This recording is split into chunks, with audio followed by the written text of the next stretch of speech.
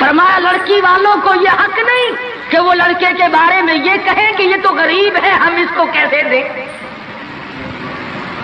آؤ پھر قرآن کریم سے پوچھ لیں، ہم مسلمان ہیں، ہمارا قرآن پہ ایمان ہے، محمد عربی صلی اللہ علیہ وسلم کے فرمان پہ ہم سب کا ایمان ہے۔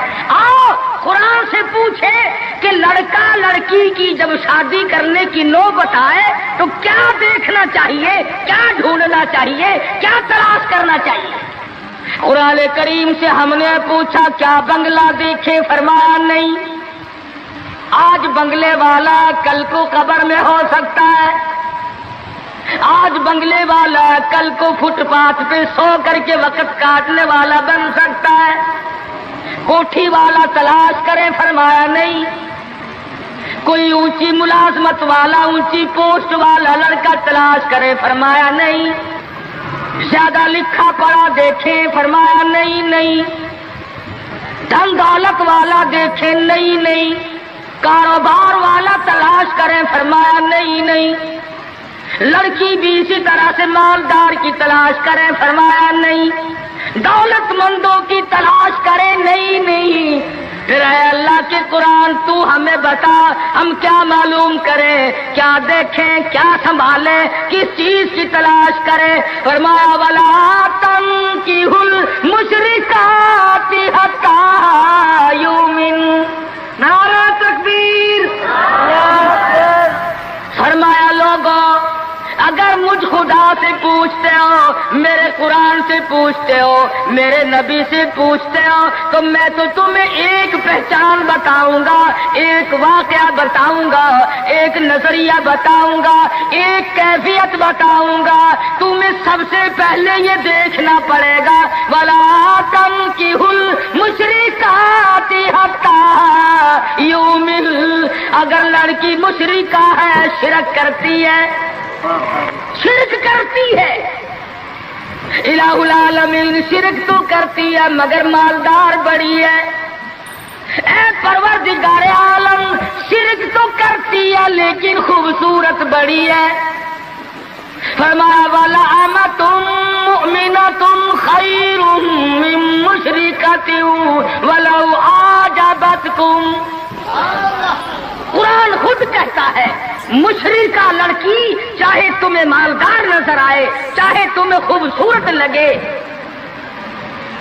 آجابتکم قرآن کے الفاظ ہیں، تمہیں عجیب معلوم ہوتی ہو، تمہیں اس کے انداز، اس کی چال، اس کی ڈھال، اس کی رفتار، اس کا سونا چاندی تمہیں بہت بڑی چیز دکھائی دیتی ہو۔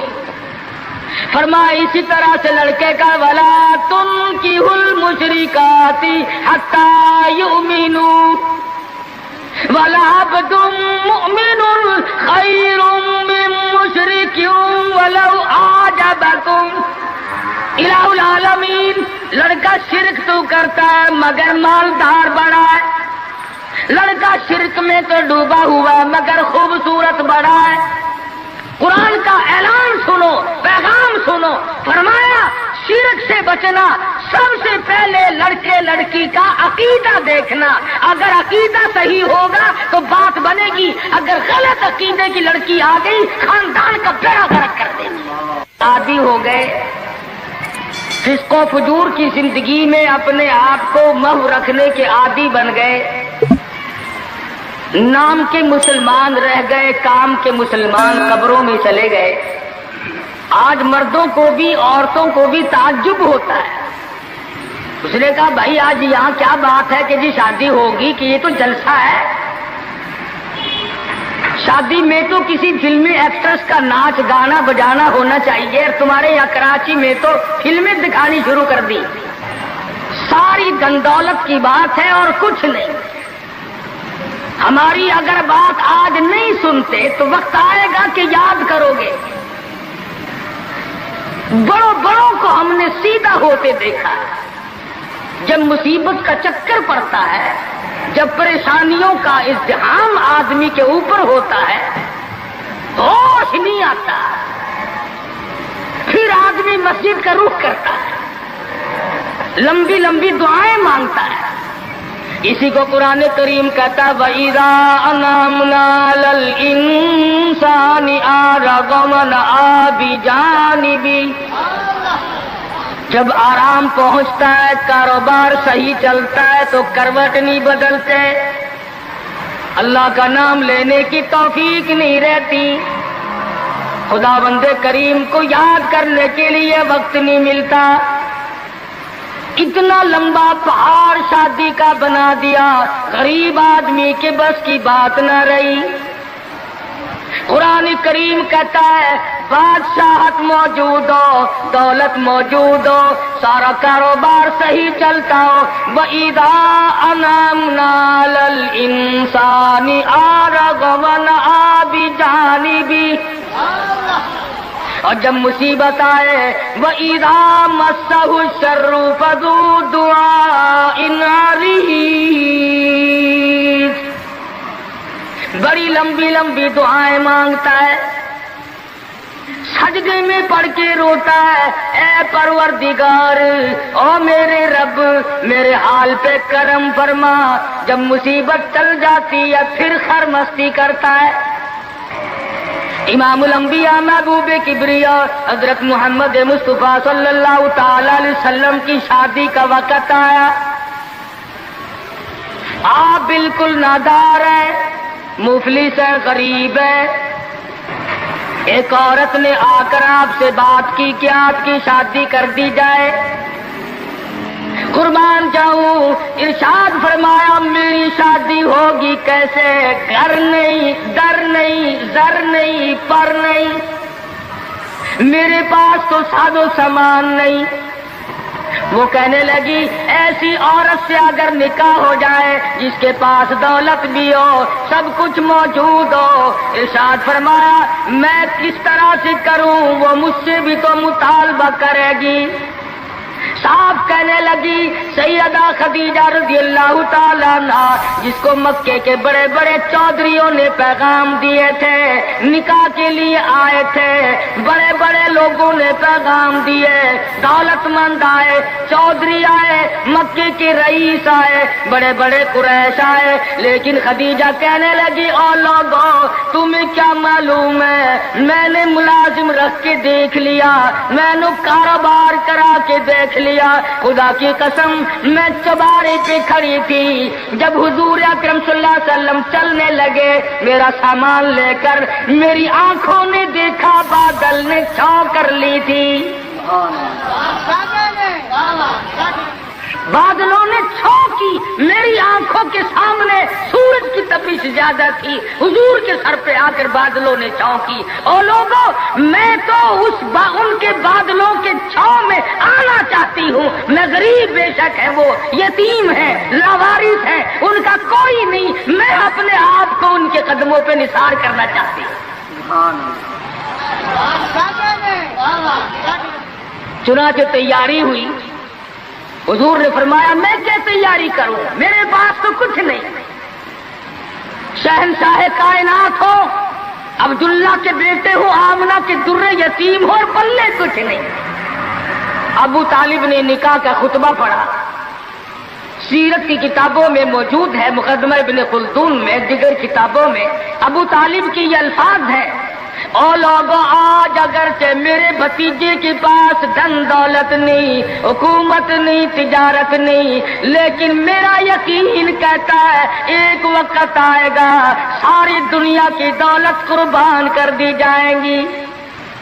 حضور اکرم صلی اللہ تعالی علیہ وسلم کا سب سے پہلا نکاح سیدہ خدیجہ رضی اللہ تعالی عنہا کے ساتھ ہوا، اور حضور نے یہ ثابت کر دیا آقا دو عالم صلی اللہ علیہ وسلم کی عمر مبارک 25 سال ہے اور سیدہ خدیجہ کی عمر 45 سال ہے. تو عرض کر رہا تھا عمر کا تناسب نہیں، نبی نے ہر اس رسم کو توڑا، ہر اس ذوم باطل کی تردید کر دی عملی طور پر، جس کو دنیا کے لوگ چلا کرتے تھے اور بازاروں میں تنتنایا کرتے تھے. یہ کوئی مناسبت ہے کہ حضور کی عمر شریف 25 برس ہے اور خدیجہ کی عمر 45 برس ہے؟ عمر والے مسئلے کو ختم کر دیا گیا. حضرت خدیجہ اور پھر کمال یہ کہ اللہ پاک نے اس مائی کے پیٹ سے اولاد دی جس کی عمر حضور سے دگنی تھی. آج تو اگر تھوڑی سی عمر زیادہ ہو جائے لڑکی کی پھر تو لوگ فتا لے کر کے آتے ہیں کہ میاں ناپ کے دیکھو پہلے کتنی بڑی ہے. کون زوم کرتا ہے, کون گمان کرتا ہے. پچھلے سال میرے پاس ایک آدمی آیا اور کہنے لگا قاری صاحب ایک دعا کر دے. میں نے کہا کی کہ پہلے تو لڑکی کا رشتہ مانگنے کے لیے کافی لوگ آتے تھے, ہمیں ہوش نہ آیا, اب عمر کچھ زیادہ ہو گئی, اب کوئی مانگتا ہی نہیں. میں نے کہا دریا چناب میں دھکا دے دو, اب لے گا کوئی نہیں. پتا چلا شرافت بڑی چیز ہے, طہارت بڑی چیز ہے. یہ عمر کا بھی مسئلہ جو ہے یہ دیکھنے آج کل اگرچہ دیکھنا پڑتا ہے لیکن اس کی مناسبت کوئی نہیں. اگر لڑکی کی عمر زیادہ ہو تو حضور کے عمل نے پہلے یوں تردید کر دی, اور پھر ایسا وقت بھی آیا کہ حضور اکرم صلی اللہ علیہ وسلم کی عمر مبارک تقریباً 42 برس ہے اور سیدہ عائشہ صدیقہ رضی اللہ تعالی عنہا کی عمر 6 برس ہے. حضور کے عمل نے اس بات کو بھی توڑ دیا کہ اگر لڑکے کی زیادہ عمر ہو جائے تو کوئی بات نہیں, سنت کے خلاف نہیں ہے, شریعت کے خلاف نہیں ہے. سیدہ عائشہ صدیقہ رضی اللہ تعالی عنہا کی عمر مبارک اس وقت 9 برس ہے جب رخصتی ہوئی, اور حضور صلی اللہ علیہ وسلم کی عمر شریف میں حیات اور زندگی میں سیدہ عائشہ صدیقہ نے 18 برس گزارے. تو میں عرض کر رہا تھا سیدہ خدیجہ رضی اللہ تعالی عنہا کا جب انتقال ہو گیا تو بچیوں کا تمام دیکھ بھال, نگرانی اور سارا اہتمام حضور کے گلے میں آ گیا. آپ بڑے پریشان ہوئے, غرضے کہ آپ نے اپنے عمل سے یہ سارے کے سارے زندگی کی جتنی رسومات تھی ان سلم کے بارے میں قرآن کریم نے صراحت کے ساتھ فرما دیا, وَوَجَدَكَ عَائِلًا فَأَغْنَىٰ. اور میرے نبی ہم نے خدیجہ کے مال کے ساتھ آپ کو بے نیاز اور مستغنی بنایا. خدیجہ رضی اللہ تعالیٰ عنہ مکے کی تاجرہ تھی, مکے کی رئیسہ تھی, مکے کی بہت بڑی دولت مند تھی, لیکن گھر میں حضور کے آ کر پھر یہ ہاتھ نہیں رکھا یہ دولت میری ہے, یہ مال میرا ہے, حضور کے سپرد کر دیا. اور میرے آقا میری جان بھی, میرا دل بھی, میرا ایمان بھی, میرا مال بھی, سارے کا سارا آپ کے حوالے.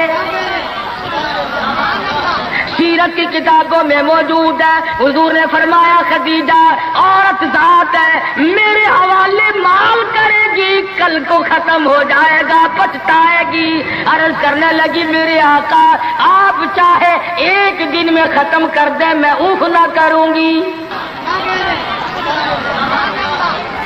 چنانچہ دوسرے ہی دن حضور اکرم صلی اللہ علیہ وسلم نے محض چند دنوں میں جتنی خدیجہ کی دولت تھی ساری مکے کے غریبوں میں تقسیم فرما دی.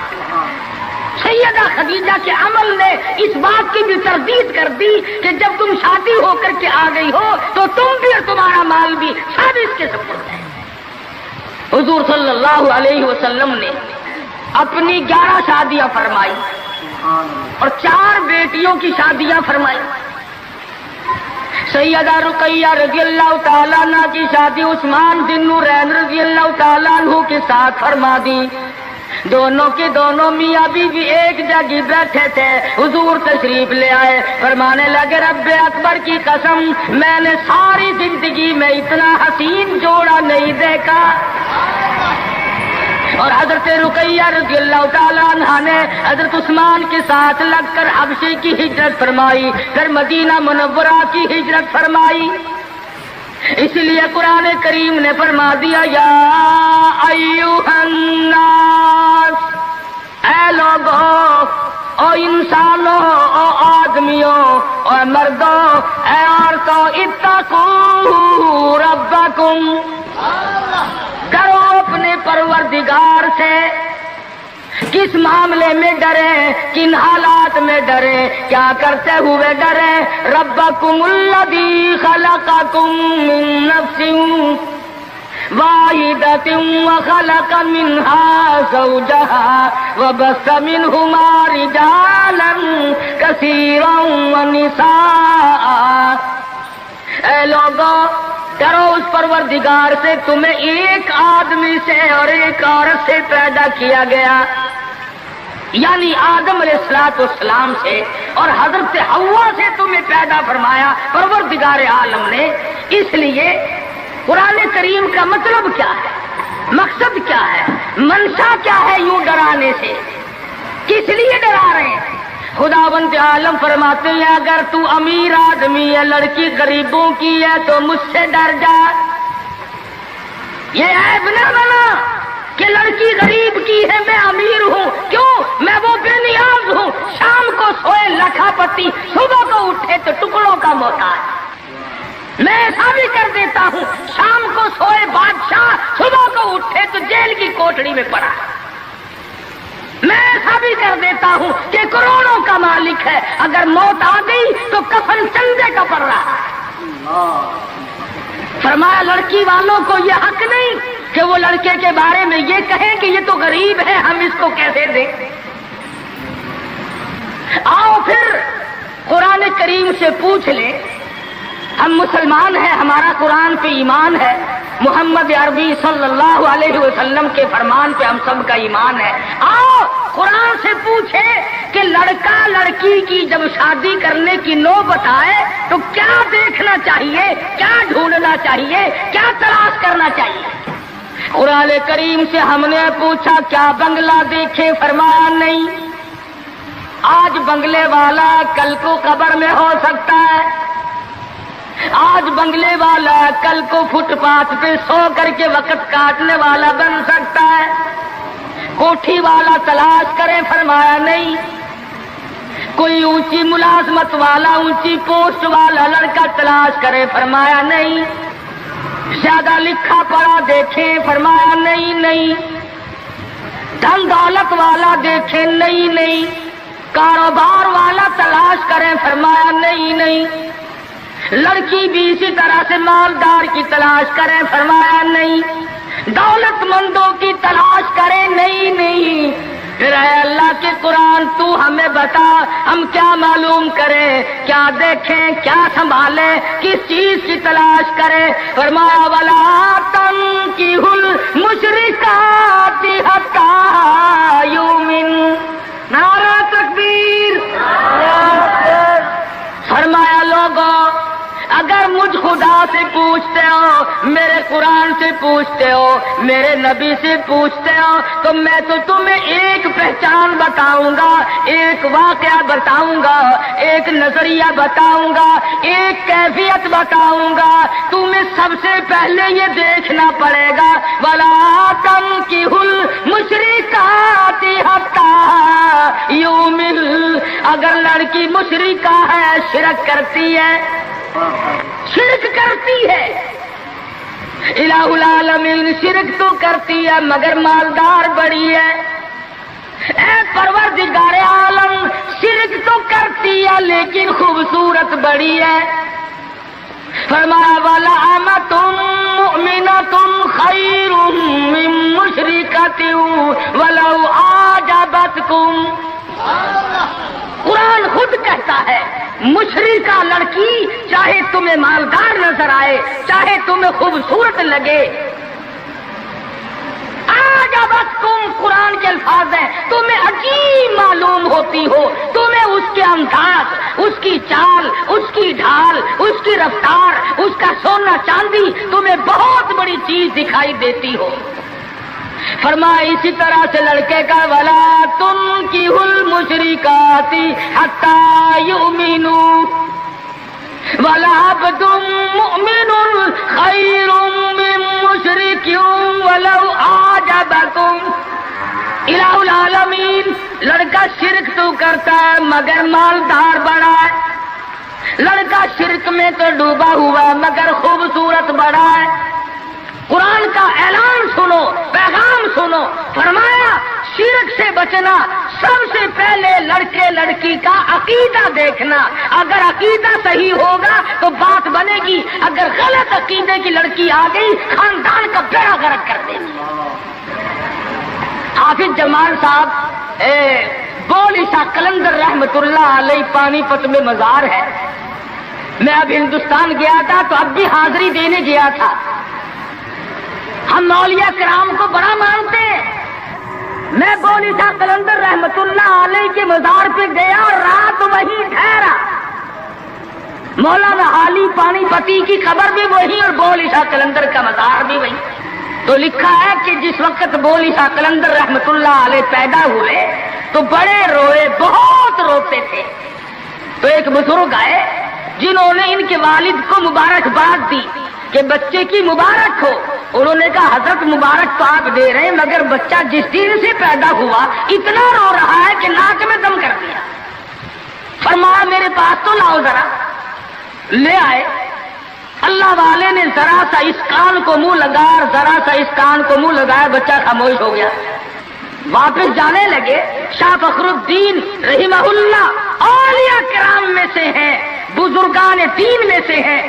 شاہ بہاء الحق زکریا ملتانی رحمت اللہ علیہ کے داماد ہیں. جو لڑکی یہاں رہتے رہتے فوت ہو گئی تھی تو شاہ فخر الدین نے کہا حضرت بتاؤ. فرمایا تمہیں معلوم نہیں بولی شاہ قلندر کی والدہ اماں قرآن کریم کی حافظ ہے اور قرآن سے اتنا عشق ہے, اتنا لگاؤ ہے, اتنا سوز و گداز ہے, اتنی محبت ہے کہ ایک ختم قرآن کا روزانہ پڑھتی تھی. بچے کو پیٹ میں لے کر ایک ختم قرآن روزانہ کا پڑھتی تھی. تو بچے کی روح کا اور قرآن مجید کا اتنا گہرا تعلق ہو گیا. اب چونکہ اماں زچگی میں آ گئی, چھلے میں پڑ گئی, اس لیے قرآن نہیں پڑھتی. ارے آدھی کی عادت ٹوٹی, ناشی کا نشہ ٹوٹا, روئے نہ تو کیا کرے. میں نے اس بچے کے کان میں ایک آیت اس میں پڑھی, ایک آیت اس طرف پڑھی. بچے کی روح کی غذا مل گئی, خاموش ہو گیا. بات یہ کر رہا تھا کہ یہ سارے کے سارے معاملات قرآن کریم کا اعلان ہے. عقیدہ دیکھو, نظریات معلوم کرو. اگر غلط عقیدہ گھر میں آ گیا تو بات بگڑے گی, وہ اپنے ساتھ ساتھ اوروں کو بھی لے بیٹھے گی. اور علماء کرام نے لکھا, تجربے سے بھی یہ ثابت ہوا کہ عورت کی جو گود ہے, عورت کی جو گود ہے یہ پرائمری اسکول بھی ہے, یہ مڈل اسکول بھی ہے, یہ میٹرک اسکول بھی ہے, یہ کالج بھی ہے, یہ وہ یونیورسٹی ہے جس سے نبی بے نیاز نہیں, ولی بے نیاز نہیں, کتب اور ابدال بے نیاز نہیں. اس کالج میں ہر بچہ پڑھتا ہے, ماں کی گود میں لازمی پلتا ہے. اور لوگوں اس کالج کو سنبھالو, اس پرائمری اسکول کے استاد کو سنبھالو, اس کالج کے پروفیسر کو سنبھالو, اور وہ ہے بچے کی اماں. ہمارے یہاں بالخصوص عورتوں کی تعلیم کا, دینی تعلیم کا کوئی انتظام نہیں کرتے. بچپن میں چھوٹی چھوٹی بچیاں مسجد میں وقت بے وقت گئیں اور قرآن کریم پہ انگلی پھیر لی, مٹھائی تقسیم ہو گئی کہ آج پروین کا قرآن ختم ہو گیا. نہ اسے عقیدے کا پتہ, نہ اسے نظریے کا پتہ, نہ اسے یہ معلوم کہ میں مسلمان ہوں اور مجھ پہ کن چیزوں کا فرض منصبی جو ہے وہ لاگو ہوتا ہے. لعلہم یتذکرون, میرا کام ہے تمہیں قرآن کی آیتیں کھول کھول کے سمجھا دینا. اب عقل پکڑو یا مت مار لو, وہ تمہاری مرضی. تو فرمایا اتقوا ربکم الذی خلقکم من نفس واحدہ. او لوگوں غرور نہ کرو, تکبر نہ کرو, یوں نہ کہو میرا لڑکا خوبصورت نہیں, ہماری لڑکی بڑی خوبصورت ہے. بہت ممکن ہے شام کو سوئے حسن والی, صبح کو اٹھے تو آنکھوں سے جواب مل جائے. اس لیے کالے گورے کی بات کو لانا یہ بھی خدا کی خود پہ اعتراض ہے, اور مالدار غیر مالدار کی بات کرنا یہ بھی خدا بند عالم کے اعتراض, ذات پہ اعتراض ہوگا. فرمایا الذی خلقکم من نفس واحدۃ وخلق منها زوجها وبث منهما رجالا كثيرا ونساء. ایک آدم کی اولاد, ایک حوا کی اولاد, کسی کو کسی طرح کا فخر کرنے کی اجازت نہیں، کسی کو کسی طرح کا غرور کرنے کی اجازت نہیں، کسی کو کسی پر فوقیت جتانے کی اجازت نہیں۔ ہاں فرمایا ان اکرمکم عند اللہ اتقاکم ان اللہ علیم خبیر۔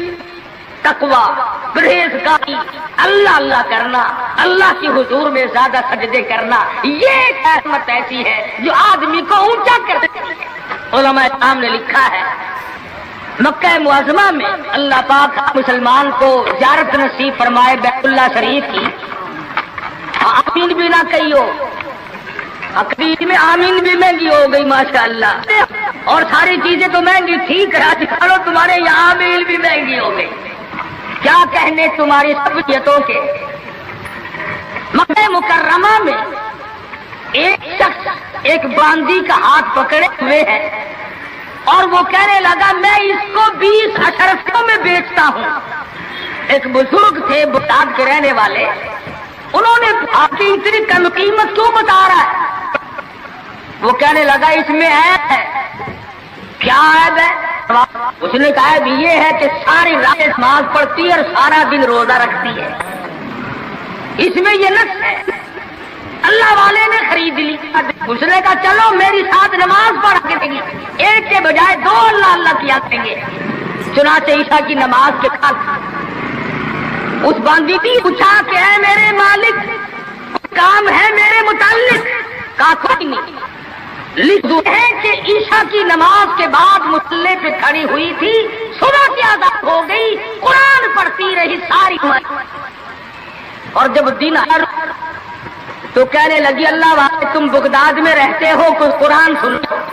انہوں نے 2 آیتیں پڑھی، ہوش ہو گئی، منہ پہ پانی کے چھینٹے پڑے، پھر ہوش آیا، پھر قرآن کی 2 آیتیں پڑھی، سورت حدیث پوری نہ پڑھ سکے تھے، ایک ہماری اور جان دے۔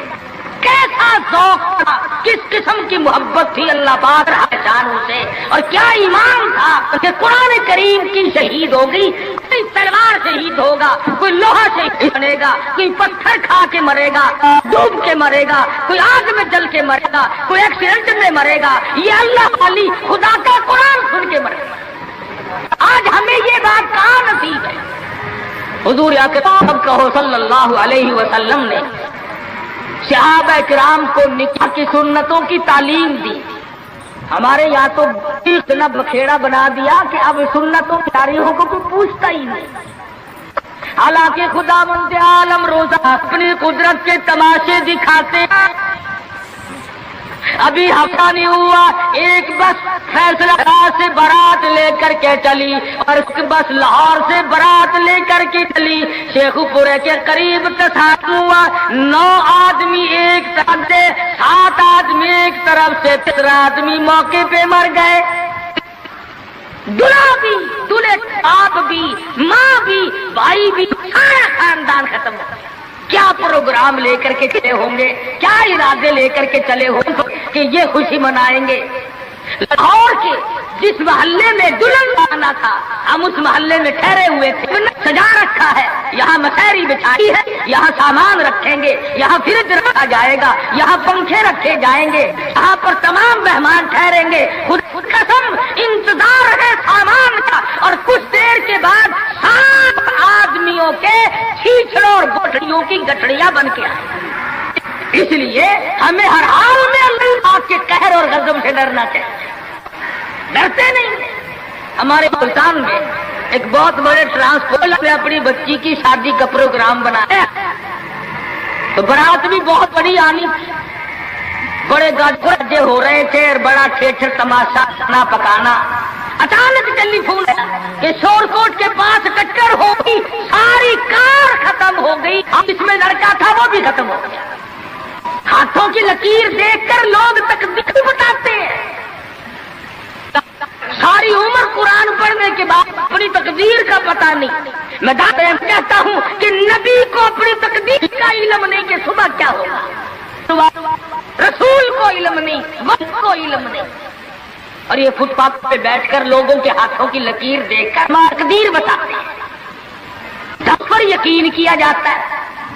ہم ہیں مسلمان، ایک مرتبہ لاہور میں فٹ پاتھ پہ بیٹھا ہوا آدمی لوگوں کے ہاتھوں کی لکیر دیکھ رہا تھا اور تقدیر بتلا رہا تھا. بڑے لوگ کھڑے تھے، اچھے خاصے بڑے لوگ. کسی کو کہتا تھا تجھے بڑی اونچی ملازمت ملے، بہت اونچی پوسٹ پہ تو جائے گا. بس بابو جی اکڑے جاتے تھے، کیا کرنا بس کیوں جی گورنر سے کم تو نہیں ہوں گا نا. لوگ پیسے بھی دے رہے تھے اور تقدیر لکھ رہے تھے.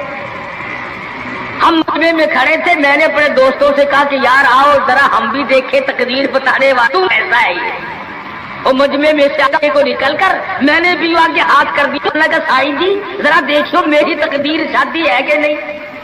اور بدبخت اچھی طرح دیکھی بھی نہیں.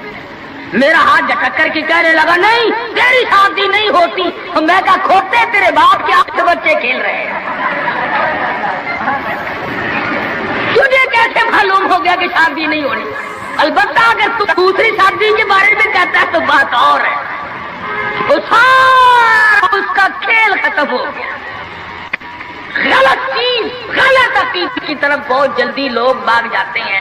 صحیح بات کی طرف محمد عربی صلی اللہ علیہ وسلم نے لوگوں 23 برس قرآن سنایا، فرمان بتایا، صحابہ کرام کا لشکر تیار کیا، ان کی زندگیوں میں انقلاب برپا کر دیا. ارے ڈوب کے جاؤ مسلمان کہلاتے ہوئے آج نہ نبی کی صورت ہے، نہ نبی کی سیرت ہے، نہ نبی کی سنت ہے، نہ نبی کا طریقہ ہے. ارے آج تک کسی عورت نے ہم سے یہ نہیں پوچھا کہ ہمیں فاطمۃ الزہرا کا لباس تو بتاؤ.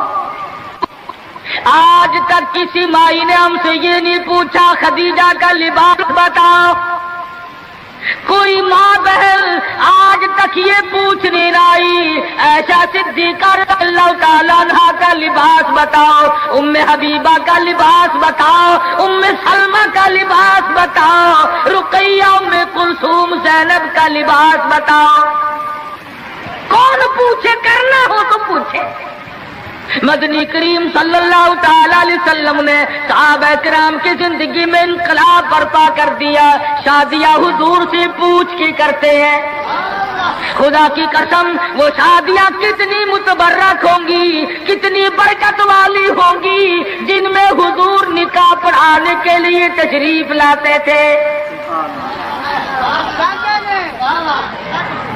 صحابی ہے مدنی کریم صلی اللہ علیہ وسلم کا، غریب ہے، نادار ہے، شکل کا بھی ایسا ہی ہے، چھوٹے سے قد کا صحابی ہے مگر حضور کا دیوانہ. دریائے کرم جوش میں آیا، فرمایا جلیبی تم نے شادی کی کہ نہیں؟ عرض کیے یا رسول اللہ میری شادی کون کرے، غریب ہوں، نادار ہوں، مفلس ہوں. فرمایا جا فلاں صحابی کے پاس چلا جا، اس کے پاس لڑکی ہے، میری طرف سے جا کے پیغام دے دے. اس نے پیغام دیا، منظور ہو گیا، بڑا خوشی خوشی آیا، آ کے کہنے لگا کالی کملی والے صلی اللہ علیہ وسلم میرا کام بن گیا، میرا گھر بسے گا، میری چوک بسے گی، میرا گھر آباد ہوگا، مگر میرے پلے کچھ نہیں. فرمایا جا عثمان غنی سے 300 درہم قرض لے لے، تیرا قرض میں محمد الرسول اللہ ادا کروں گا. وہ کتنے خوش نصیب ہوں گے لوگ جن کی امداد شادی میں حضور فرمائے اور ضامن بن رہے. عثمان غنی کی خدمت میں گئے رضی اللہ تعالی عنہ کہ مجھے حضور نے بھیجا ہے 300 درہم قرض دے دے، حضور نے مانگا ہے، حضور ضامن ہے صلی اللہ علیہ وسلم. 300 لے کر کے بازار گیا، کچھ کپڑا خریدا، کچھ برتن لیے، کچھ سادو سامان بنایا، جھوپڑی کی تیاری کی. اتنی دیر میں مدینے میں اعلان ہو گیا انفروا فی سبیل اللہ، اور مسلمانوں آؤ میدان میں. کفر نے اسلام کو للکارا ہے، تیار ہو جاؤ لڑائی کے لیے. کیسے ذہن بنا دیے تھے مدنی کریم صلی اللہ علیہ وسلم نے. جو کسی کے فرمان پہ مار کھائی جائے بڑی لذت آتی ہے، صحابی حضور کی خدمت میں نہیں جاتا اور میرے آقا جہاد میں جاؤں یا شادی کروں، آپ مجھے حکم دیں جو فرماؤ گے کروں گا۔ حضور کی خدمت میں نہیں جاتا، شادی کا پروگرام خود بخود ملتوی کر دیتا ہے۔ اسلام کی عظمت بڑی شے ہے، شادی کے مقابلے میں کوئی شے نہیں۔ زیور واپس کر دیے، کپڑا واپس کر دیا، برتن واپس کر دیے، گھوڑا تلوار لی، میدان جہاد میں سب سے آگے جا کے ٹکرا گیا اور زخم کھا کر شہید ہو رہا ہے۔ حضور میدان جہاد میں تشریف لائے، فرمایا میرا دیوانہ شادی میں مصروف ہوگا۔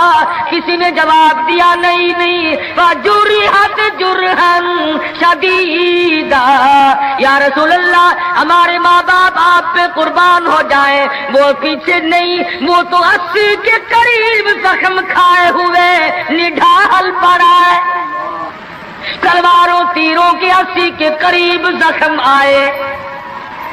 رحمت دو عالم صلی اللہ علیہ وسلم کا دریائے کرم جوش میں آیا، فرمایا اٹھا کر کے جلدی میرے پاس لے آؤ۔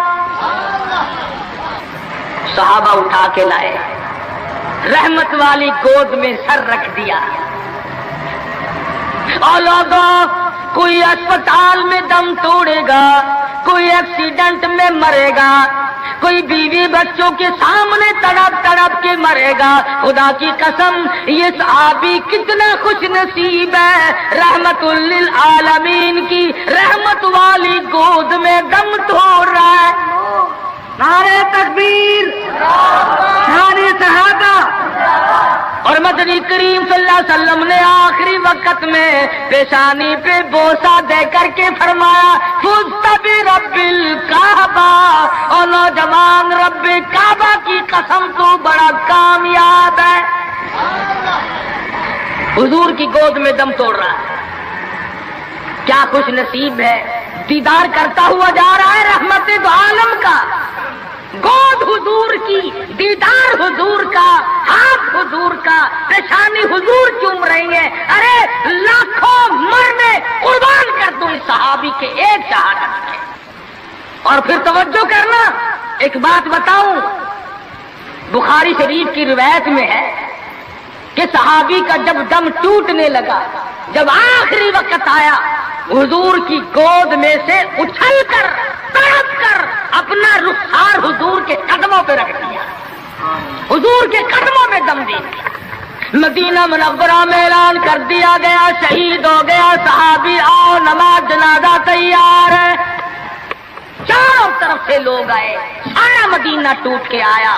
جب جنازہ لے کے چلنے لگے، ابو ہریرہ نے دیکھا کہ مدنی کریم صلی اللہ علیہ وسلم اپنے قدم مبارک بچا بچا کر کے رکھ رہے ہیں، جیسا کہ کانٹوں سے بچایا جاتا ہو، روڑوں سے بچایا جاتا ہو۔ ابو ہریرہ نے پوچھا میرے آقا اینٹ نہیں، روڑا نہیں، پتھر نہیں، آپ کی چیز سے قدم مبارک بچا رہے ہیں۔ فرمایا اس صحابی نے شادی والی عمر بھر کی تمنا، عمر بھر کی حسرت کو، عمر بھر کے ارمان کو، عمر بھر کی آرزوؤں کو حضور کے لائے ہوئے اسلام کی عظمت پہ قربان کر دیا۔ حضور فرماتے ہیں انی ارا مالا ترا، میں تمہیں کیا بتاؤں، اس کا جنازہ پڑھنے کے لیے آسمان سے 4000 فرشتہ آیا ہوا ہے۔ سنت کی اتباع بہت بڑی چیز ہے۔ مدنی کریم صلی اللہ علیہ وسلم نے اپنی بیٹیوں کی شادیاں کر کے صاف صاف بتا دیا کہ یہ طریقہ کار ہے، اس سے زیادہ اور کوئی حقیقت نہیں۔ سیدہ فاطمہ الزہرا رضی اللہ تعالی عنہا کی شادی کا وقت آیا، یہی رجب کا مہینہ ہے۔ ابو بکر صدیق رضی اللہ تعالی عنہ اور فاروق اعظم کو بلایا، فرمایا تمہیں پتا ہونا چاہیے فاطمہ الزہرا سیانی ہو گئی ہے، میں نے نکاح کرنا ہے، مشورہ دو کس سے کروں۔ سبحان اللہ، نبی کے وہ مشیر بھی کتنے خوش نصیب ہیں کہ حضور اپنی بیٹی کے بارے میں بھی صدیق اور فاروق سے صلاح فرما رہے ہیں، مشورہ لے رہے ہیں۔ دونوں کے دونوں نے صاف فرمایا کہ علی سے بہتر کوئی نہیں۔ اندازہ لگاؤ وہ آپس میں اتنی محبت رکھتے تھے کہ ایک دوسرے کی شادی کے بارے میں حضور کو مشورہ دے رہے ہیں۔ فرمایا بہت اچھا، علی مرتضیٰ کو بلاؤ۔ بلا کے فرمایا کہ یہ میرا بھی ارادہ ہو گیا اور ان دونوں حضرات نے مشورہ دیا کہ خاتون جنت کا نکاح تیری ساتھ کیا جائے، کچھ ہے پلے حق مہر دینے کے لیے؟ کہا یا رسول اللہ میں تو سپاہی آدمی ہوں، میرے پلے کیا ہے؟ یہ تلوار ہے اور یہ میری زرہ ہے جسے پہن کر میں جنگ کرتا ہوں، اور میرے پلے دھن دولت کچھ نہیں۔ تو فرمایا کہ یہ زرہ جو ہے اسی کو بیچ کر پیسے بنا لا۔ حضرت علی اٹھے، بیچنے کے لیے بازار جا رہے ہیں، راستے میں عثمان غنی ملے، فرمایا علی کہاں چلے؟ کہا میری یہاں شادی ہے، نکاح ہے، یہ زرہ بیچنے چلا ہوں، میں اپنی حق مہر دوں گا۔ فرمایا آجا سودا کریں گے۔ عثمان نے، علی مرتضیٰ نے سودا کیا، 400 درہم میں سودا ہو گیا۔ جب اٹھ کے چلنے لگے حضرت عثمان نے زرہ بھی پیسے بھی حضرت علی کو واپس کر دیے اور فرمایا کہ خاتون جنت کی شادی ہو، خرچ عثمان کا ہو، میں بڑا راضی۔ حضرت عثمان غنی رضی اللہ تعالیٰ عنہ سے پیسے لے کر حضرت علی حضور کی جب خدمت میں گئے تو فرمایا زرہ بھی لے آئے، پیسے بھی لے آئے؟ کہ ہاں۔ عثمان نے سب کچھ دے دیا۔ حضور صلی اللہ علیہ وسلم کے بے ساختہ ہاتھ اٹھ گئے، فرمایا عثمان تجھ پر خدا رحم کرے، تو نے ساری عمر میرا ہاتھ بٹایا۔ تو حضرت عثمان غنی سے حضور بڑے راضی تھے۔ ایک چکی خریدی گئی، ایک مشکیزہ خریدا گیا، اور حضور صلی اللہ علیہ وسلم نے سادگی کے ساتھ نکاح فرمایا اور رخصت کر دیا، اور خود حضور سر پہ ہاتھ پھیر کر رخصت فرمانے کے لیے تشریف لے گئے اور برکت کی دعا کر کے واپس آ گئے۔ بتانا یہ چاہتا تھا کہ شادیوں کو لمبی چوڑے پکھنڈ اور یہ جو بنانا ہے وہ ہم نے بنائے، یہ سارے کا سارا رسموں کا کنواں ہم نے کھودا ہے۔ مہینوں پہلے انتظامات، مہینے پہلے بعد کو انتظامات، پھر لینا دینا۔ آج کل ویسے بھی چیزیں نہیں ملتی، مار سر میں درد ہو جاتا ہے کہ چینی کیسے پیدا کرے، گھی کیسے پیدا کرے، کہاں سے لائے اور کیا کیا جائے۔ میں یہ کہتا ہوں کہ لوگوں سادگی پہ آ جاؤ، نبی کی سنت پہ آ جاؤ، نبی کی غلامی میں آ جاؤ، اللہ اور اس کے رسول کے فرمان پہ آ جاؤ، سارے مسئلے چٹکیوں میں حل ہو جائیں۔ آج امتی کو بیٹھے بیٹھے درود شریف پڑھنے کی توفیق نہیں، درود پاک کی تسبیح نہیں کرتا، اللہ کا نام نہیں لیتا، حضور صلی اللہ علیہ وسلم سے محبت نہیں کرتا، دل میں چاہت نہیں کرتا، حسرتیں نہیں رکھتا۔ آدم علیہ السلام کا آخری وقت ہے، حضرت شیس علیہ السلام کو بلایا اپنے بیٹے کو اور بلا کے فرمایا بیٹا جب بھی کوئی ضرورت پڑے، کوئی حاجت ہو، کوئی مشکل ہو، اللہ سے مانگنا، ہر معاملے میں اللہ کو پکارنا۔ اللہ یہ حاجت روا ہے، اللہ یہ مشکل کشا ہے، سب کی بگڑی بنانے والا وہ ہے کہ اچھا ابا جی۔ اور فرمایا دعا کے اخیر میں اول میں ایک ایک دفعہ درود شریف پڑھنا۔ حضرت محمد کریم صلی اللہ علیہ وسلم کی ذات اقدس پہ شیس علیہ السلام نے پوچھ لیا ابا جان دعا مانگنا، تو سمجھ میں آ گیا یہ کون ہے جن کی ذات پہ آپ درود شریف پڑھنے کے لیے فرما رہے ہیں۔ فرمایا میرے بیٹے شیس میں جنت میں رہ کے آیا، جنت میں وقت گزار کے آیا، جنت میں سونے چاندی کی اینٹوں کے مکان ہے، ہر مکان کی دروازے پہ، ہر سونے کی اینٹ پہ، ہر نہر کی پل پہ، ہر درخت کی پتے پتے پہ میں نے محمد کریم صلی اللہ علیہ وسلم کا نام دیکھا ہے، صلی اللہ علیہ وسلم۔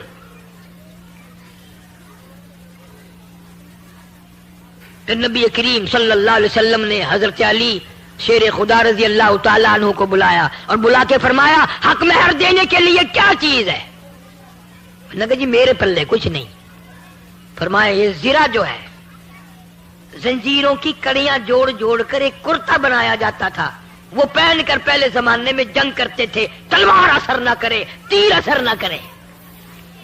فرمایا اے علی یہ زرہ تو تیرے پاس ہے؟ انہوں نے کہا ہاں جی یہ تو ہے، کہ یہی بیچا۔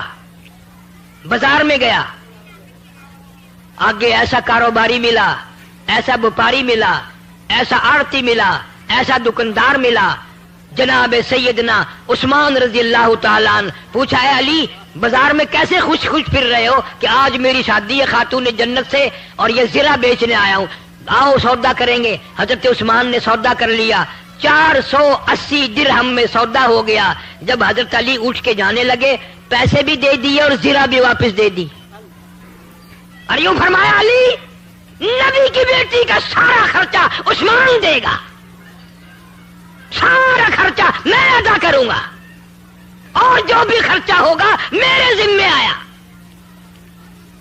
آج تو کسی کی شادی پہ 2 روپے پھینک آئے قیامت تک یاد رکھتا ہے, 5 روپے اگر دے آئے نوندرا یاد رکھتا ہے. تمہیں آج تک پتا نہیں شادی کا سارا خرچہ حضرت عثمان نے دیا. یوں ہی تو نہیں غنی کا لقب دیا مدنی کریم صلی اللہ علیہ وسلم نے. اور پھر حضرت علی نے جو لا کر پیسے رکھے ہیں ڈھیر لا دیا. تو آپ صلی اللہ علیہ وسلم نے پوچھا یہ زیرہ بھی لے آیا اور اتنے سارے پیسے بھی لے آیا؟ حضرت علی نے عرض کیا جی ایسا تاجر ملا, ایسا دکاندار ملا, ایسا آڑتی ملا, ایسا کاروباری ملا, اعلان کر دیا خاتون جنت کی شادی ہو خرچہ میرا ہوگا. آپ صلی اللہ علیہ وسلم ان پیسوں کو الٹ پلٹ کر رہے ہیں اور خوش ہو رہے ہیں اور یوں فرما رہے ہیں عثمان آج کے بعد تجھے کوئی عمل نقصان نہیں دے سکتا. عثمان وہ ہے, اتنا بڑا سخی عثمان. ابن عباس رضی اللہ تعالیٰ عنہ فرماتے ہیں میں نے حضور کریم صلی اللہ علیہ وسلم کو خواب میں دیکھا کہ آپ ترکی گھوڑے پہ سوار ہیں, بڑا اعلیٰ درجے کا لباس زیب تن فرمایا ہوا ہے اور اجلت میں ہے, جلدی میں ہے. تو ابن عباس کہتے ہیں میں نے عرض کیا یا رسول اللہ صلی اللہ علیہ وسلم تشریف رکھو, بہت دنوں میں زیارت ہوئی. فرمایا مجھے بڑی جلدی ہے, عثمان کا آج ایک جنت کی حور سے میں نے نکاح پڑھانا ہے. حضرت عثمان کا جنت کی حور سے نکاح پڑھانا ہے. کیوں؟ آپ نے فرمایا اس لیے کہ مدینے میں قحط تھا, کال پڑا ہوا تھا, مدینے کے لوگ بھوکے مر رہے تھے. 100 اونٹ حضرت عثمان کے غلے کے آئے ملک شام سے اور مدینے کے بازار میں لا کے بٹھا دیے, غلہ اتارا. مدینے کے دکاندار آئے, اللہ ہر مسلمان کو مدینے پاک کی زیارت نصیب فرمائے اور مدینے کی موت عطا فرمائے, مدینے میں قبر کی جگہ نصیب فرمائے. 100 اونٹ غلے کے لدے ہوئے مدینے میں آئے, غلہ اتارا. مدینے کے دکاندار آئے, مدینے کے تاجر آئے. کہا عثمان ہم خریدار بن کے آئے ہیں کہ اچھا بتاؤ کیا دو گے؟ کہ بھائی 10 کے مال کے 11 دیں گے. کہا نہیں مجھے زیادہ ملتا ہے. وہ کہنے لگے 10 کے مال کے 12 دیں گے. کہا نہیں مجھے بہت ملتا ہے. کہ بھائی 10 کے مال کے 13 دیں گے. فرمایا مجھے زیادہ ملتا ہے.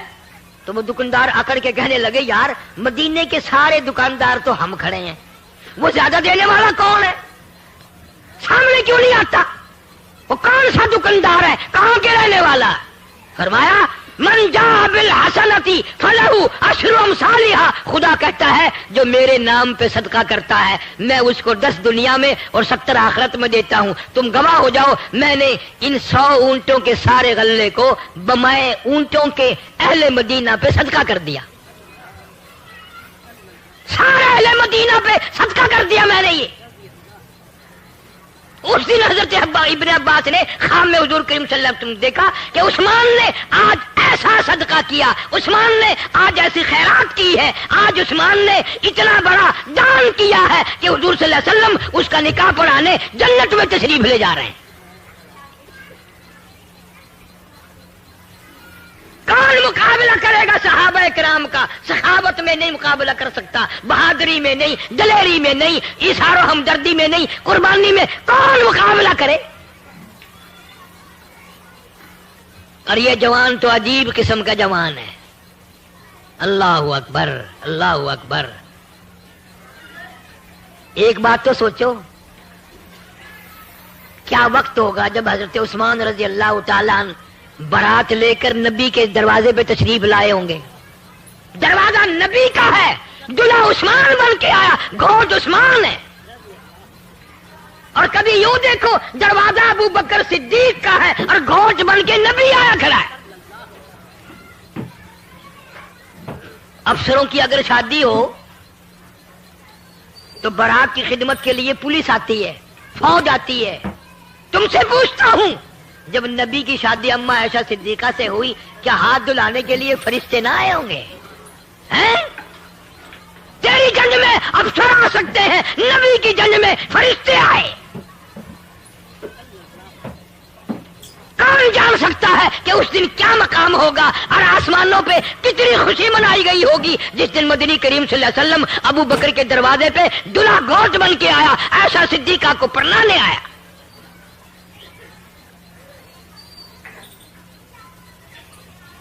عجیب گھرانہ ہے.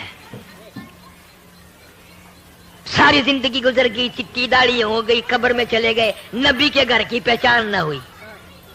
نبی کے در کی پہچان نہ ہوئی. نبی صلی اللہ علیہ وسلم کے مرتبے کی، صحابہ کرام کے مقام کی پہچان نہ ہوئی.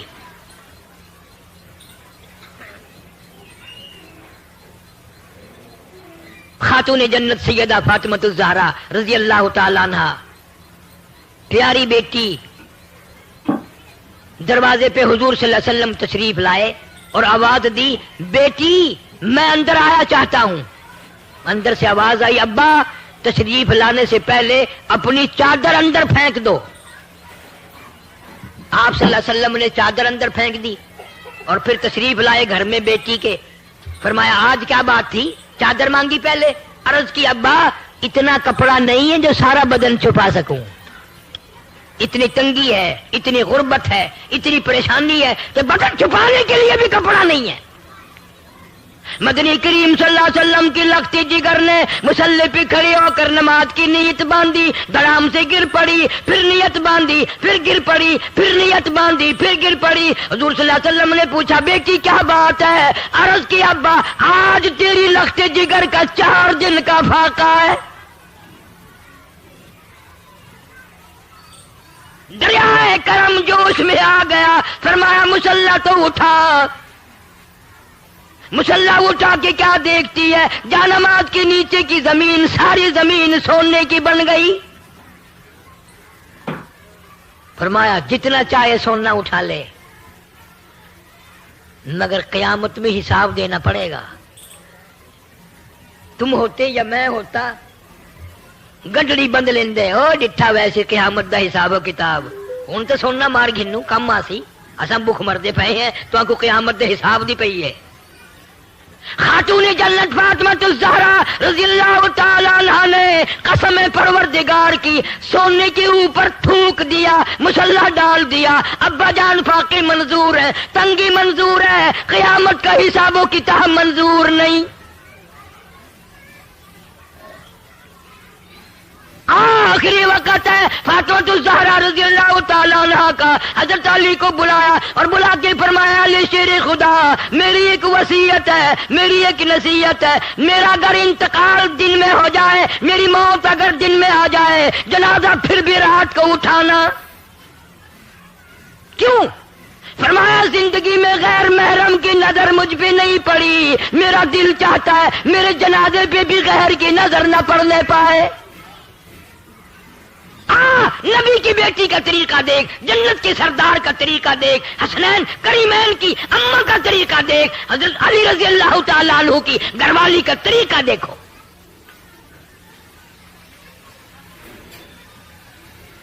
پھر اللہ نے کتنا بڑا انعام کیا، کتنا بڑا اکرام فرمایا. شاہ عبد العزیز محدث دہلوی رحمت اللہ علیہ لکھتے ہیں قیامت کا میدان ہوگا، پرسرات لگی ہوگی،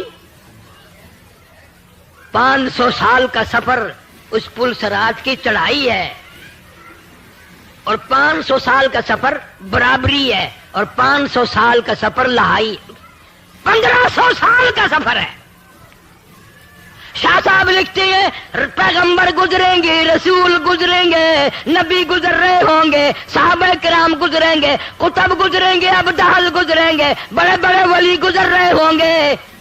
قیامت کے میدان میں ایک فرشتہ اعلان کرے گا یا معاشر الانبیاء والاولیاء یغضوا من ابصارکم. او آدم صفی اللہ، اے نوح نجی اللہ، اے ابراہیم خلیل اللہ، اے اسماعیل ذبیح اللہ، اے موسیٰ کلیم اللہ، اے ایوب علیہ السلام، اے یوسف علیہ السلام، تمام رسول بھی نبی بھی، پیغمبر بھی، قطب بھی، ابدال بھی، اپنی نگاہوں کو نیچی کر لو، فاطمۃ الزہرا پلسرات سے گزرنے والی ہے.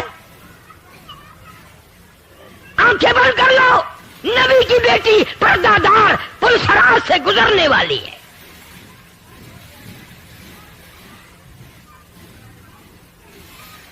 ہمارے لیے کیا طریقہ کار ہوگا، کیا سنت بن سکتی ہے ہمارے لیے؟ ان حضرات کے عقائد تھے، ایمان تھا، یقین تھا.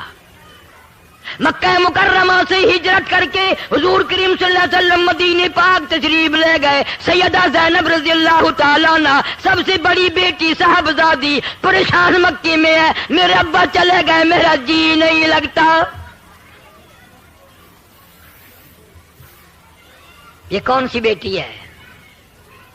صحابی کہتا ہے میں مسلمان بھی نہ تھا، میرا باپ بھی مسلمان نہیں تھا، ہم جانتے بھی نہیں تھے اسلام کیا ہے، ہمیں معلوم بھی نہیں تھا کہ نبی کون ہوتا ہے. کہتا ہے سودا سلب خریدنے کے لیے میں اپنے باپ کے ساتھ مکے میں آیا، میری آنکھ نے دیکھا مکے کا بہت بڑا گراؤنڈ ہے، بہت بڑا میدان ہے، مکے کے جوان ہیں، سردار ہیں، بہادر لوگ ہیں، کسی کے ہاتھ میں روڑا، کسی کے ہاتھ میں ہڈی، کسی کے ہاتھ میں پتھر، سارا مکہ مارنے والا، ایک یتیم مکہ صلی اللہ علیہ وسلم مار کھانے والا، سارے مار رہے ہیں.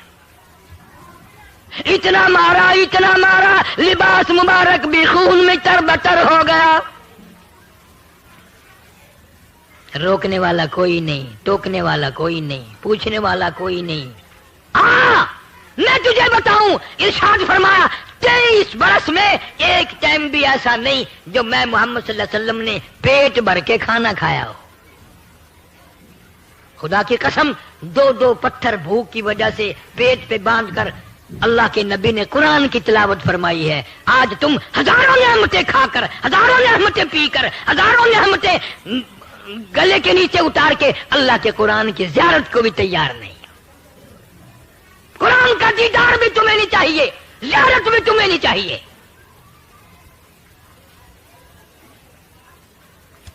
ہم روتے ہیں پھر ہماری اولاد اچھی نہیں، گھر کا ماحول اچھا نہیں. ماحول کیسے بنے گا؟ تم نے خود بگاڑا ماحول کو. چھوٹی چھوٹی معصوم بچیاں، چھوٹے چھوٹے بچے، ٹی وی فلم دکھا دکھا کر تم نے اپنی بچیوں کو بدماش بنا دیا. تیرے گھر میں غیرت کہاں سے آئے گی؟ شرم کہاں سے آئے گی؟ محبت کہاں سے آئے گی؟ تم نے معصوم بچیوں کا پردہ اتار دیا، تم نے معصوم بچیوں کے دلوں سے، دماغوں سے شرم حیا کا پردہ نکال دیا. کون تمہیں سمجھائے گا؟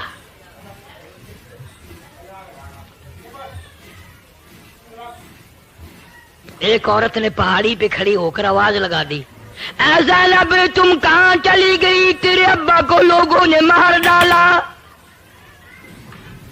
سیدہ زینب دوڑی ہیں، پانی کا پیالہ لے کے آئی ہیں، میرے ابا کو پیاس لگی ہوگی، پانی پلاؤں گی. دوڑی دوڑی آئی، زمین پہ پانی کا برتن رکھ کے ابا کو لپٹ گئی. او مکے والوں، امام الانبیاء کو نہ مارو، شہنشاہ کائنات کو نہ مارو، دو جہان کے سردار کو نہ مارو. او مکے والوں، اللہ نے قرآن میں جس چہرے انور کی مکھڑے کی قسمیں کھائی ہے، اس مکھڑے پہ پتھر نہ مارو. مکے والے شرما کے چلے گئے. حضور کریم سارے زور سے کہہ دو صلی اللہ.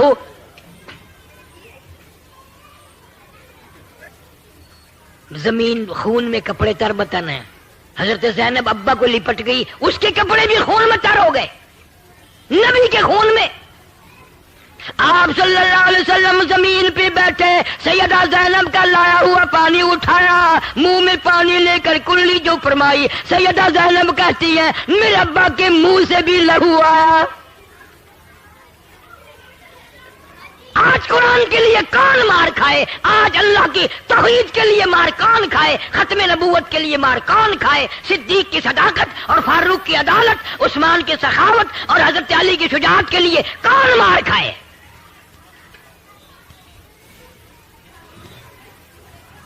حضرت زینب رضی اللہ تعالیٰ عنہ ابا سے پوچھنے لگی کیا جھگڑا ہے، کیا تنازع ہے؟ میرے ابا یہ لوگ کیوں مارتے ہیں، کیا وجہ ہے، کیوں مار پڑ رہی ہے، کتنی مدت ہو گئی؟ آپ نے فرمایا بیٹی زینب تیرا ابا ان کو جنت میں داخل کرانا چاہتا ہے، دوزخ سے نکال کر جنت الفردوس کا وارث بناتا ہے، تیرا ابا ان کو اللہ کا قرآن سناتا ہے، اس لیے مارتے ہیں۔ سیدہ زینب رونے لگی رضی اللہ تعالیٰ عنہ اور ہاتھ پکڑ کے کہنے لگی، پلہ پکڑ لیا، گھر تشریف لے چلو، امی جان سنیں گی، رقیہ بہن سنیں گی، ام کلثوم بہن سنیں گی، چھوٹی بہن فاطمہ سنیں گی، میں سنوں گی، یہ نہیں سنتے تو انہیں نہ سناؤ۔ فرمایا لگتے جگر میری بڑی مجبوری ہے، مجھے اللہ کا قرآن آیا، وَأَنذِرْ عَشِيرَتَكَ الْأَقْرَبِينَ وَأَنذِرْ عَشِيرَتَكَ الْأَقْرَبِينَ۔ میرے اللہ نے حکم دیا میرے محبوب کریم صلی اللہ علیہ وسلم پتھر کھاتا جا، مار کھاتا جا، میرا قرآن سناتا جا۔ میری جان ختم ہو سکتی ہے، میں اپنی جان مکا سکتا ہوں، اللہ کا قرآن نہیں میں چھوڑ سکتا۔ آج ہم سب چیزیں چھوڑتے ہیں، اصل تو نماز نہیں پڑھتے، مرد عورت حج بھی کر لیتے ہیں، نماز نہیں پڑھتے۔ دیکھو کتنی گناہ کی بات ہے، بیت اللہ کی زیارت کی، حضور صلی اللہ علیہ وسلم کے روضہ اقدس کی زیارت کر کے بھی شرم آتا نہیں، نماز نہیں پڑھتے۔ اور اگر کوئی پڑھتا بھی ہے تو نمازی نہیں مرتا، بے نماز ہو کے مرتا ہے۔ 2 دن پہلے، 10 دن پہلے، 4 دن پہلے نماز کا بیڑا غرق کر دیتا ہے۔ میں تو بیمار ہوں، اسپتال میں ہوں، اسپتال میں نماز کیسی؟ اور یہ خیال نہیں آتا بہت ممکن ہے کہ میرا آخری وقت ہو، نماز تو پڑھتا پڑھتا جاؤں۔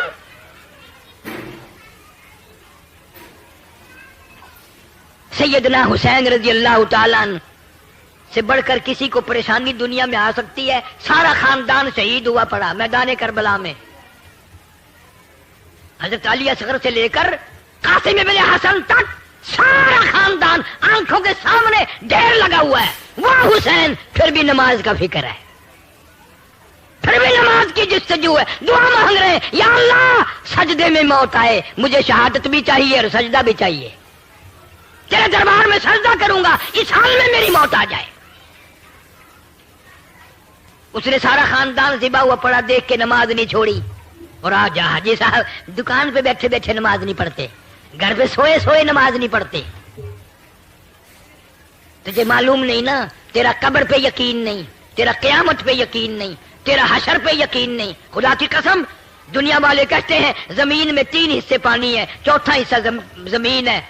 قیامت کی جب گھنٹی بجے گی خطرناک، صرف گھنٹی بجنے سے تمام سمندر میں، دریاؤں میں، ندی نالوں میں قطرہ باقی نہیں رہے گا، صرف خطرناک الارم سن کے قیامت کا۔ اتنا بڑا سمندر، اتنے دریا، اتنے ندی نالے، اتنے چشمے، اتنے کنویں سارے خشک ہو جائیں گے۔ دریا شرما گئے کہ قیامت آ گئی، ہم کب شرمائیں گے کہ ابھی قیامت آنے والی ہے، کچھ تیاری کرو۔ تو نکاح ایک سنت ہے، نبی کریم صلی اللہ علیہ وسلم کا طریقہ ہے اول سے لے کے آخر تک۔ اور اس خاندان نے تو دکھ اٹھائے ہیں اس قرآن کے لیے، تو قرآن کھولنے کے لیے بھی تیار نہیں، زیارت کے لیے بھی تیار نہیں۔ سیدہ زینب رضی اللہ تعالیٰ عنہ حضور صلی اللہ علیہ وسلم کی ہجرت کے بعد مکے کی گلیوں میں چکر لگاتی ہے، محلے میں کہتی پھرتی ہے اور مکے والوں جس کی میں نے سوئی دینی ہے وہ اپنی سوئی لے لے، جس کا میں نے دھاگا لے رکھا وہ ادھار واپس لے لے، جس کا میں نے آٹا دینا وہ وصول کر لے، میں مدینے جاؤں گی، کل کو کوئی یوں نہ کہنا نبی کی بیٹی ہماری سوئی لے کے چلی گئی۔ رات کو چوریوں نکلی ہے، چھپ کے نکلی ہے، 3 میل پہ جا کر مکے کے کافروں نے پکڑ لیا، مارا ہے اور گھسیٹا ہے، اونٹ سے نیچے گرا دیا حضرت زینب کو۔ حمل سے تھی، ساکت ہو گیا، خون جو بہنے لگا مدینے جانے تک بند نہیں ہوا، بیمار ہو گئی، سوکھ سوکھ کر کانٹا بن گئی۔ جب مدینے دوسری مرتبہ نکل کے پہنچی ہیں، حضور صلی اللہ علیہ وسلم کی نظر پڑی، فرمایا بیٹی زینب تیرا کیا حال بن گیا؟ روتی ابا مجھے مکے والوں نے مارا ہے۔ فرمایا مبارک ہو، اللہ کے قرآن کے لیے کے دین کے لیے میں نبی صلی اللہ علیہ وسلم کی دھی کو بیمار کھانی پڑی، مسلسل بیمار رہی، اطلاع ملی تمہاری بیٹی زینب انتقال کر گئی۔ یوں فرمایا میری بچی بڑی مجاہدہ تھی، غسل دو اچھی طرح، کفن میں لے کے آؤں گا۔ اچھی طرح سے غسل دیا گیا، بتایا گیا، غسل دیا جا چکا۔ آپ ایک پرانی سی چادر لے کے تشریف لائے اور قریب کھڑے ہو کے فرمایا او میری بیٹی زینب، میرے پاس یہ چادر ہے، میں تجھے کفن کے لیے دیتا ہوں، اس وقت تیرے ابا کے پاس اور کپڑا کوئی نہیں۔ ماشاء اللہ، سبحان اللہ، سبحان اللہ۔ دوستو کیسا لگا آپ کو ہمارا بیان؟ اگر بیان پسند آیا ہو تو اسے لائک کریں، ہمارے چینل کو سبسکرائب کریں اور دوسروں تک سے شیئر ضرور کریں۔